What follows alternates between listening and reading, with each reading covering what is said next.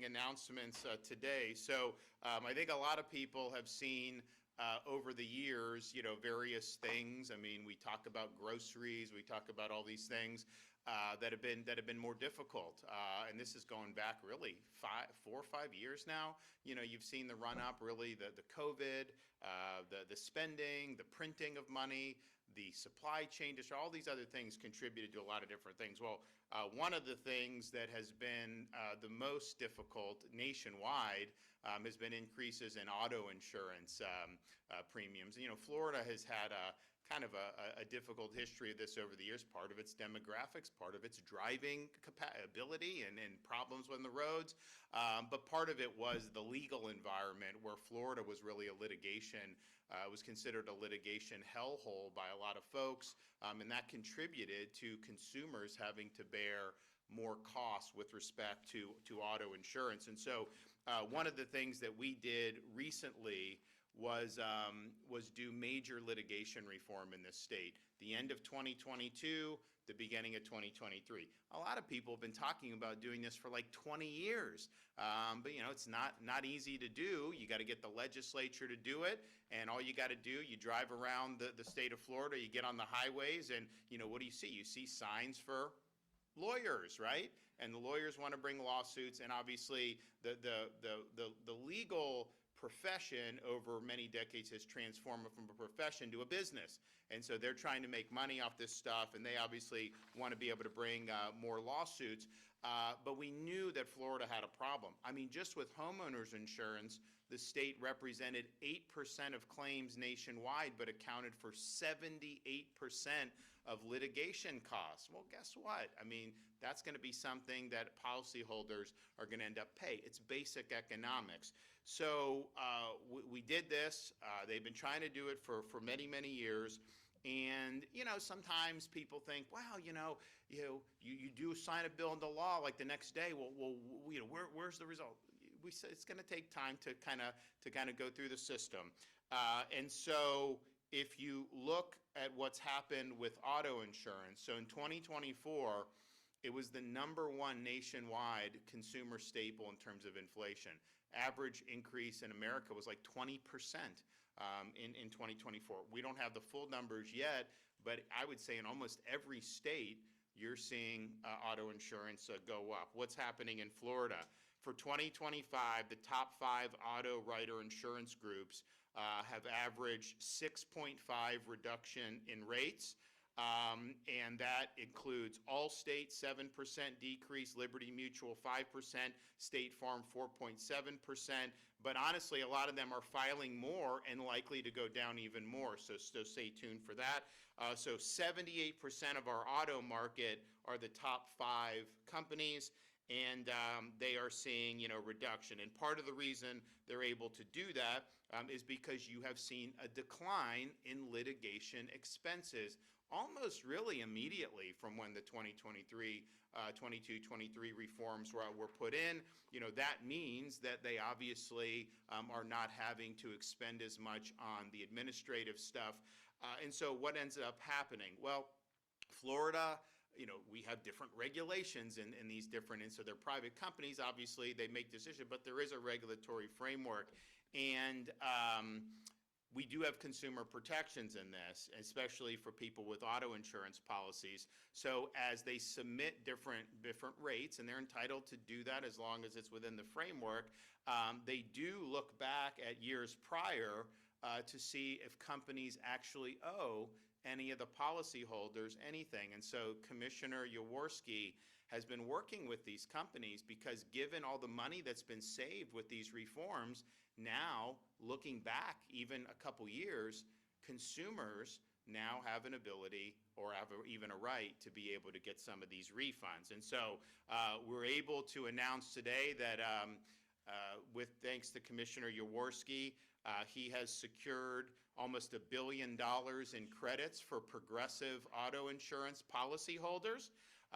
And so the savings that we've seen because of the litigation reforms now means they are going to be giving you, and it depends on how long you've been with Progressive. You've been with Progressive this whole time, you're going to get a bigger rebate, and it might be a check, it might be a credit on your bill.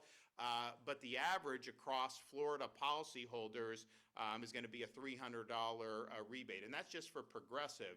And so a commissioner is in negotiations with the other major auto insurers to do similar, and we think a lot of this is going to be very similar. We don't think that there's been a big difference amongst different carriers. So if you're in some of these other, State Farm, all these others, and don't forget the Progressive, this rebate of almost $1 billion, that's on top of, they just filed again, right, for more reduction. So they're 10, 15%, maybe even 20% down once this whole year goes on for their policyholders, and then you're going to end up getting almost $1 billion back with this. And so, and Progressive, they you know, these companies are highly regulated. They had to do an SEC filing, and it says, since Florida's insurance reform was enacted, we've seen lower loss costs on certain types of claims and favorable reserve deployment,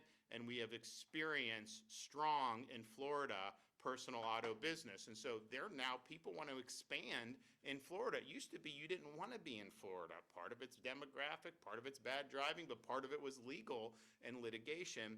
And so you see that. So you're seeing a big decline in all of this with terms of, you know, here's the thing. You would see litigation where the policyholder would, the dispute would be over like $50,000, and then the lawyer ends up getting like $350,000. Well, why would we want a system that encourages that? And so Florida has done a lot to do it. So I think we'll be, by the end of the year, you'll have the rest of the companies. Probably, yeah, 1st of January. By the 1st of January, you're going to have all these. But I don't think there's any reason to think these other companies are any different than Progressive. I think you're going to see, you know, rebates. I think you're going to see maybe checks, however they decide to do it. And he wants to negotiate it. Now, there is some regulatory, you know, you can do like a club, but it's better to do carrot and like, let's just get this out the door for people rather than have to go through some type of protracted litigation. But I think a lot of the companies understand what's going on. So that's a big deal. That's going to be very helpful for folks. And I think that there's going to be more to come. And I think the trend is, because of what's happened with these litigation reforms, litigation expenses are down. That's why they're now filing even more rate reductions, because they see that and they're doing it. So, and it puts the consumer in a good spot, because, you know, if Progressive is down 15%, whatever, and you have a different, well, you know, you could try to get, and then you go to there, go the other way. That's really puts the consumer, I think, in a much better spot than they have been in previous years. And I think that they're all going to be, basically, if they want to keep business. You know, I have some people telling me like, oh my gosh, you know, first time I got declines in auto, I got this and that. A lot of people were happy. Then some people were like, you know, I didn't get a decline. I have the same. And I was like, well, did you shop around? They're like, no. I was like, well, shop around. Oh yeah, you're right. I got it. So I think that that's going to be good news. I think that's going to continue. So that's on the auto, and we're really you know, excited about the prospects there. We also have homeowners insurance in terms of what we've been able to see with that. And you know, like I said, auto insurance was the #1 inflationary.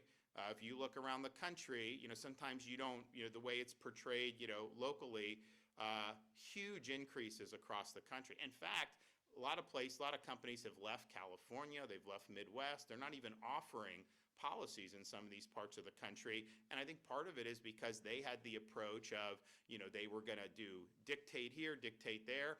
No business is forced to do business. Like, they can just decide not to, right, if it's not a good environment. So they've not done well. So we've been able to do the major reforms with respect to homeowners insurance. And so the result has been, we now have, let's see, I got these here. Okay. So if I don't quote the statistics right, someone will say something. So as of the end of September, so again, it's a regulated, private companies, they could do, but there's certain regulations. So they file these requests and they have to justify it under the law. 150 residential policy companies have done 150 filings for either rate decreases or 0% increases. And so in 2024, we had 33 companies. Since January 24, 33 companies have filed for a rate decrease. 46 companies have requested no change or 0%. One of the largest insurers in the state, Peninsula, requested the largest decrease for the company in modern history, 8.4% for homeowners premiums, including even 12% for condo owners, which has been a very difficult issue. You know, we had to get the legislature to change to try to keep people in their condos because they were being driven out. So we were able to do that, which is really good. So the 30-day average that Mike's office is getting for homeowners rates is down 1.3%. 180-day average fell. You know, a year ago it was still going up. You know, now it's down over the last 6 months all in, and it keeps getting more where they're doing more and more reductions. In 2024, Florida had the lowest increase in the nation for homeowners. So just understand what's going on around the country. I mean, you know, it costs a lot more to replace a roof today than it did 5 years ago. That's not limited to Florida. That's true everywhere because of the inflation.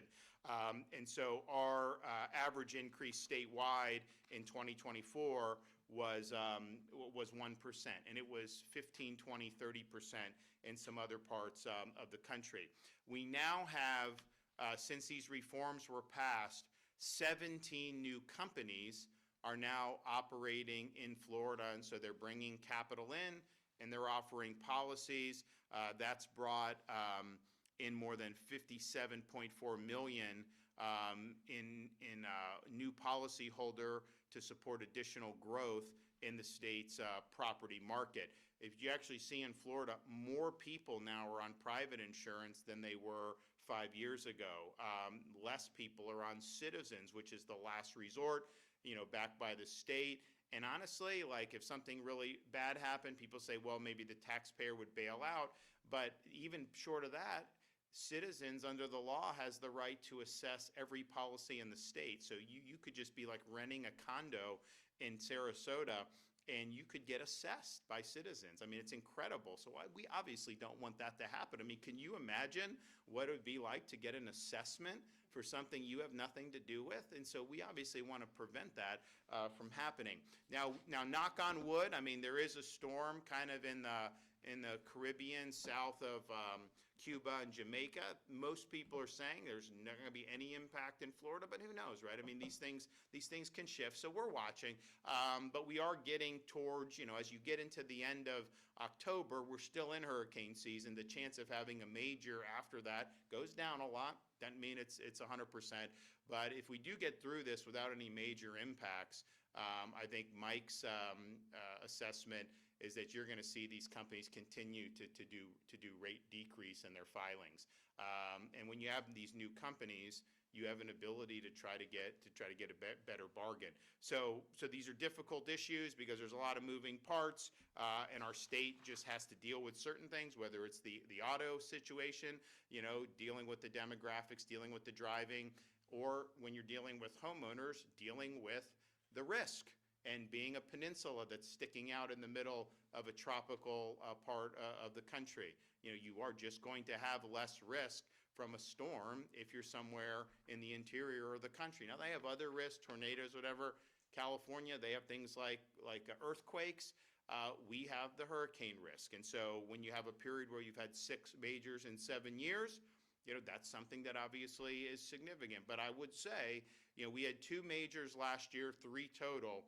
If you were 2 years ago and someone said that was going to happen, everyone would have said that there would be no more, that every company would go under, that it would be all government, and that's what people would have predicted. And that's been the opposite that's happened. You're seeing these rate filings go down, even though you had 3 storms last year.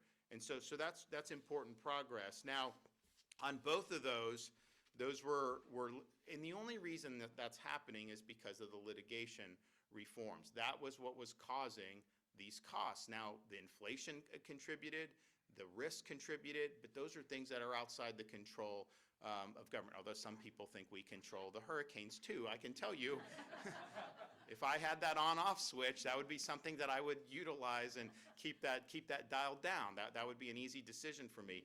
But the litigation reforms has been really significant. And I think Mike will talk more about, what he sees kind of in these markets, but the movement has been positive. Here's the thing, though. We saw the 24 results where we were the lowest increase in the country.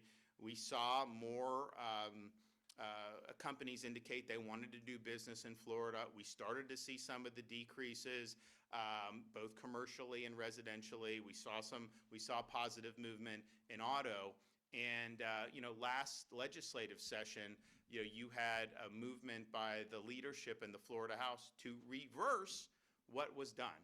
And I don't know why that would have been done. The own analysis that produced some of the bills said that it would lead to a spike in homeowners insurance premiums. Why would we want to be doing that? I understand there's lawyers who want that. I get that.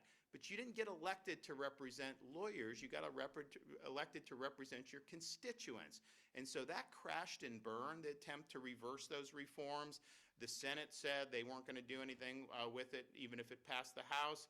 And I obviously would not have let it go into law. But, these results that you're seeing, you're getting $1 billion back from an auto insurance company because of those reforms. That's the only reason that is happening. You're going to get more money back for people that are in other policies other than Progressive. That is only because of those litigation reforms. So that was very misguided to try to do that. It didn't work. It crashed and burned. But going forward, I think we got to make sure that we continue going on the course where you've seen measurable results. And also with that in mind, when we were, it was hard to get all the reforms done. There was a lot in the legislature initially, a couple years back before this, that just wouldn't do it.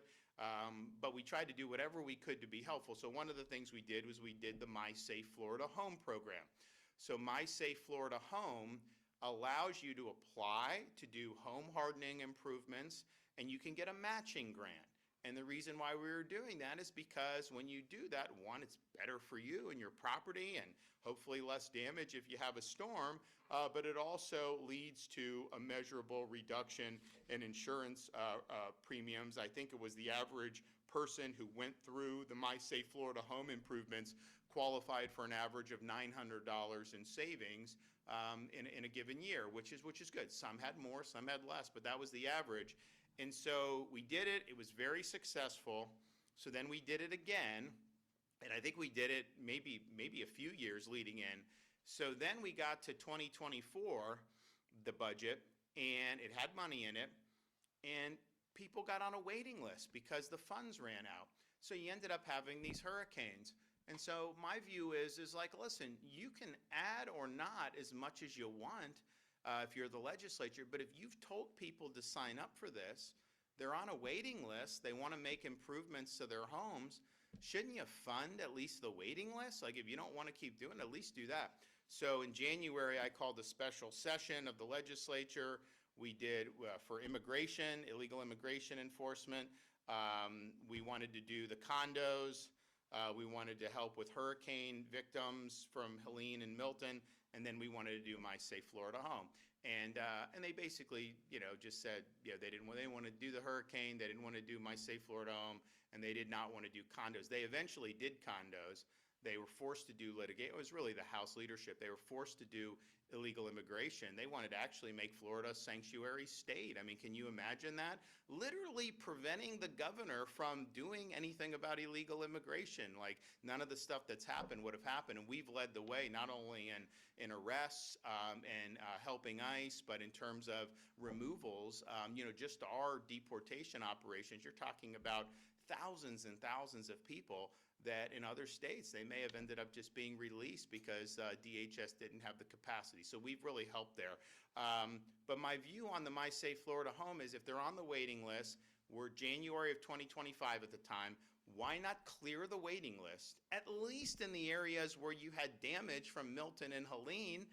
Those folks can then make the repairs, and then if we ended up having storms in 2025, then they would be protected from that.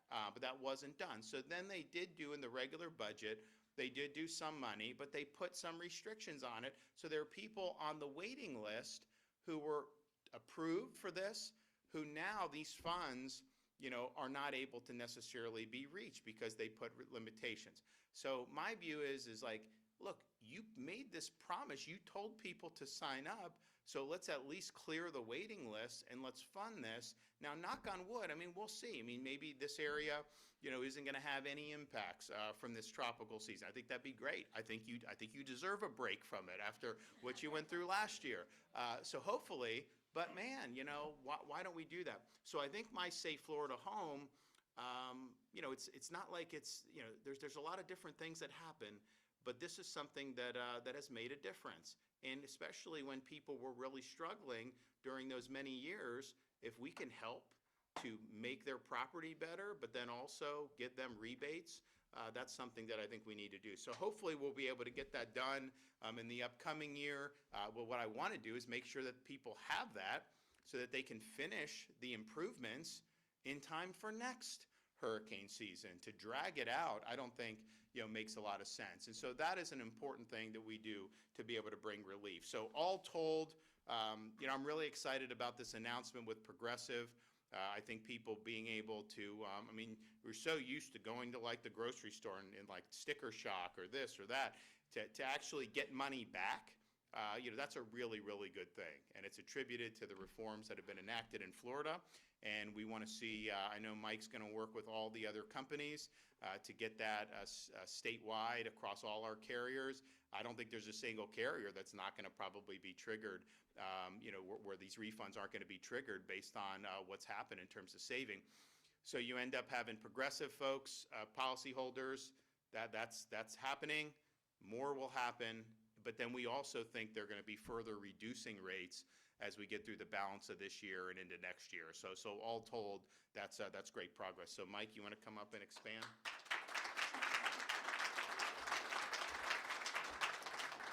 Thank you so much. Thank you, Governor, for your continued leadership in this space. And I would be remiss without also thanking Florida's Chief Financial Officer, Blaise Ingoglia, as well as the Senate leadership, past President, former President Pasadomo, current President Albritton, and future President Jim Boyd have been steadfast defenders of the reforms that now Floridians are seeing the benefit of.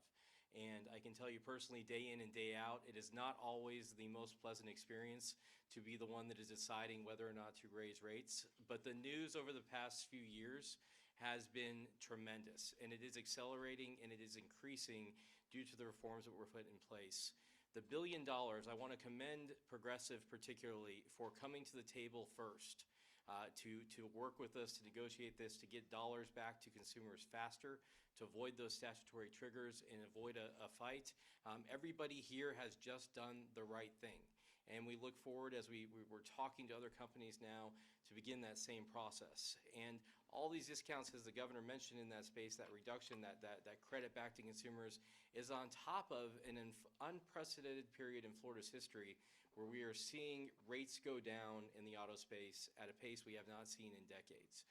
And that is directly attributable to the litigation reforms.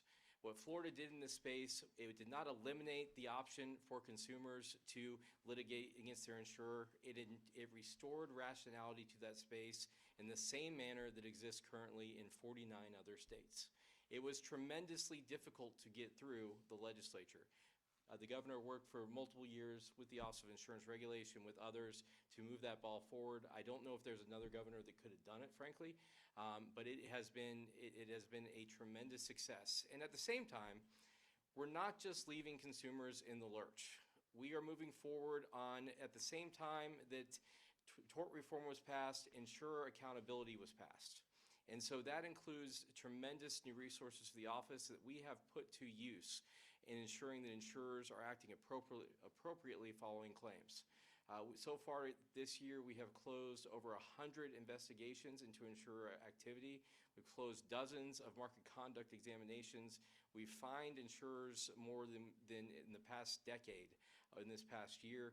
And we have returned over, on top of these other things, where we've identified issues where consumers should have been paid more or a different amount.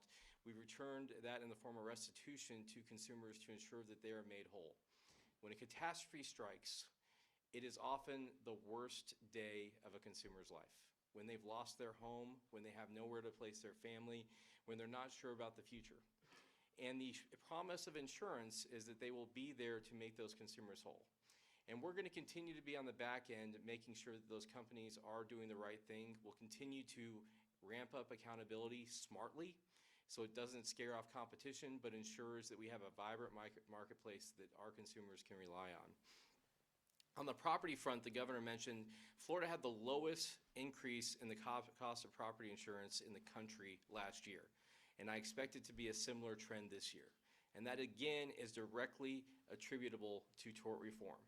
At the same time, imagine a situation 4 years ago where we had 3 major hurricane strikes on the state of Florida at the same time of having the lowest rate increase in the country, where other states such as Nebraska are increasing by 2-fold, 3-fold. It truly is an amazing testament to this hard journey of doing the right thing to fix this marketplace, not just for those of us that live here now, but for our kids, for other people that move here in the future, for everyone else. It is a long-term, never-ending story in some respects to keep these markets vibrant. But the tort reforms stand among those that have happened in the past, such as the creation of the CAT Fund, such as Citizens, such as the public model, such as all these things that Florida has done ahead of other states to handle this problem. And so I'm hopeful that as we move into this next legislative session, that we can talk about, I think the governor has expressed in the past, he's more than happy to talk with the legislature about things that move the ball forward in insurance for consumers. He mentioned My Safe Florida Home already, and some other things. I'm hopeful that we can move the ball forward on things that will meaningfully add value to the consumers in the state and move past this trial bar issue that exists among bad acting attorneys in the space.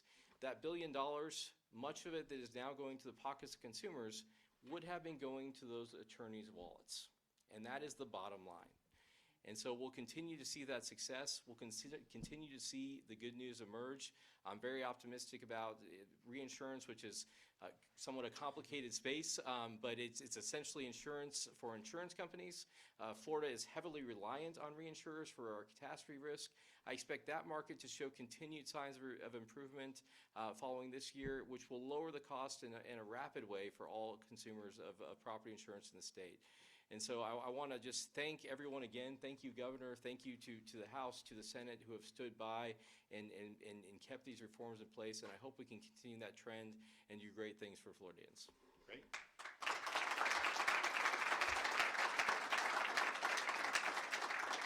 And so the reinsurance, because I didn't mention that, it was down for after June. What was it, down like 6%, 10%? 10%. The year before was 8%. Okay.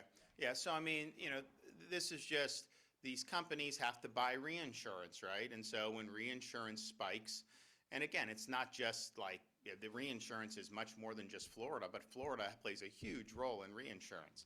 And because of the reforms, the reforms that were done at the end of 22, the reinsurance they said was going to go up a lot more. It still went up, but when they saw the reforms, the increases were less than what they had thought. Now you're starting to see decreases, and likely we'll continue to see more of those decreases, which just makes it more economical to be able to offer different policies. So very complicated subject, especially when you have a very complicated market like Florida.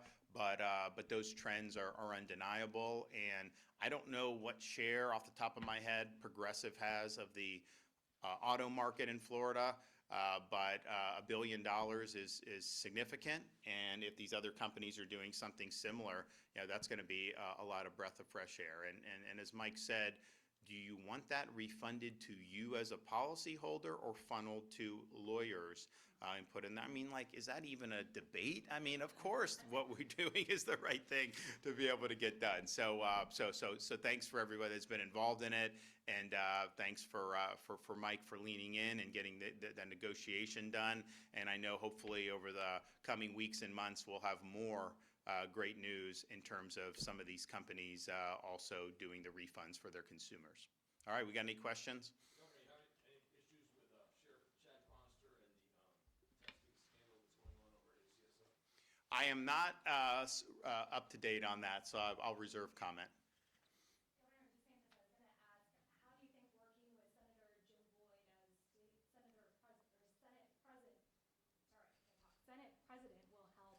especially since his background is based so much on insurance. Well, I think Jim's been a great ally to our administration. I think he's done a great job representing the people of this region. And on this issue, he probably knows as much or more than anybody in the Florida Senate. And when all this stuff was being pushed earlier this year to unravel the hard work, I mean, he was very much steadfast against doing that because he understands the issues and he saw the trends that were happening, and the worst thing you could do is reverse the trends. And it was interesting, when we did the reforms, we didn't want to be in a situation where, like California, they're leaving, right? The companies leave. They're leaving other states. And because then the consumer, if you only have one option, you have your defense against prices rising is a competitive market, right, as a consumer. Because, if you only have one monopolies doing it, well, then it's hard. So that's your defense. And we didn't want to be in that situation. Well, we saw the companies were interested when we did the reforms, but some of them said, well, we're worried that it may get reversed. I'm like, how is it going to get? I did not honestly believe they would try to do this earlier this year. I was really surprised. But I think now that really crashed and burned, I think people have a lot even more confidence. So I think that we've had a lot of companies come in, but I think you could even see even more attraction to the Florida market. And look, we can't, all the other stuff with Mother Nature we can't control. But the reality is we had 10 years where we had no impacts, right, for hurricanes. And if we can get through this year, that'd be great. But man, imagine if we get on a run. We'll prepare to but if you get on a run on that, I mean, you're going to be in really good shape with all that. So I think Jim's been great on this and on a lot of other issues, and he's going to do a really good job as the president of the Florida Senate. Yes. Can you comment on the Schools of Hope legislation and some Sarasota County school board members' concerns that'll impact negatively district resources? I don't think that's true. So I think what he's talking about, we did the Schools of Hope to really attract charter operators in areas that are very poor performing. And one of the aspects of that was if there's excess space in these school buildings, that the charter operator could use that excess space and then do a program. So we brought Success Academy down from New York City. So Success Academy, now Florida is favorable to school choice. New York is not, right? So Success Academy has gotten into the city in very difficult areas, going against the unions, going against the politicians, and they've had really significant success. And so when we started talking to them about coming, their view is, we're going where people say it can't be done. That's what they want to do. And so being able to provide operators like that some existing infrastructure that's not being utilized, makes economic sense, but it also helps attract folks to come in and do it. So I understand, why they're saying that. I don't think ultimately the critique is valid, and I think it's going to make a real difference. So they're starting in Miami, but their goal is to go to as many spots around Florida as they can in area. Now, we have more school choice than anybody in the country. So we have 500,000 plus kids on private scholarship, 400,000 plus in charter programs. Within school districts, we have over probably 750,000 at a minimum that are exercising choice options within their school district. When I was growing up, wherever your school was, I was Dunedin, I went to Dunedin High School. And that was that. There may have been some limited magnet, but it really has gone much different. So that puts the parent in a great spot because regardless of income level, you have an option for scholarship. You have an option for charter. And these charter school folks, they're not entitled to any students, right? They have to convince parents that you should send them to the charter school. And we have some of the best charter schools in the country as a result of that. But if those schools aren't doing the job, then parents are going to choose to go elsewhere. And I think what our school districts have had to do is they've had to innovate. They've had to offer more choices to parents. Miami-Dade, top performing urban school district in America, they have 70+% of their students do not attend their local neighborhood school. They're in magnet programs, they're in charter, they're in all these other things. So I think that formula has proven to work. And interestingly, if you take just our charter population, which is over 400,000 students. That'd be more students than probably a third to a half of U.S. states would have in their total K-12 system, because Florida's obviously a big state. And the charter students, are disproportionately low income compared to Florida as a whole. If you took their performance, they would be one of the top 5, if they were their own state, they would be one of the top 5 performing states in this country on these charter programs. And that's before you even have like a Success Academy. So I think it's going to work out well, and I think it's just going to provide more opportunities for folks, but particularly for people, even with all our choice, even if all the success with the charter, there's still kind of a view, it's like, well, some areas you're never gonna get. And I think Success Academies, their view is no, we can do well anywhere. Kids just need the right tools to be able to realize their God-given potential, and that's what we want to see for everybody. Yes. There's been some concern about charter schools, if they do take over a public school that doubled as a hurricane evacuation center, that they won't be giving those services. No. So, listen, when you're in Florida, you're on the team when it comes to the hurricane stuff, right? Like, we're just not gonna like you will be on the team. That's not gonna be an issue. We will make that between Kevin Guthrie and Stasi Kamutsis and everybody. That is not gonna be an issue. Now, hopefully, we don't need to go down that road. It's been nice thus far to be, we're in the last 3rd of October, and we've had nothing even close. You got to knock on wood, because we may have to prepare. Something may happen, in the balance of the season. But no, we've created a very good culture here in Florida that when these things hit, listen, this area, got hit, Helene, which was kind of crazy. It was so far off the coast and did so much damage with the surge, and particularly as you go further north from here, and then to have Milton right on the back. Most parts of this country would have never been able to bounce back as good. I know there's still stuff to do, don't get me wrong. But this is, honestly, I went to a charity event in Longboat Key a couple months ago. I knew everything that happened, but I'm seeing new construction. I'm seeing nice beach. It's just a different mindset. And so we kind of understand these are things that we got to contend with. We do a lot to prepare, overwhelming response, and then try to get people back on their feet as soon as possible. There are parts of this country that they get hit and they never come back.